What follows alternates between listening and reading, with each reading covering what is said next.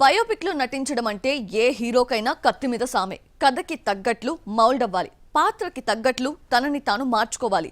అప్పుడే సినిమాపై అటెన్షన్ పెరుగుతుంది. ప్రెజెంట్ ఇలాంటి ప్రయోగమే చేశాడు ఓ బాలీవుడ్ హీరో. చందు ఛాంపియన్ గా బాక్సాఫీస్ పై అటాక్ చేయబోతున్నాడు.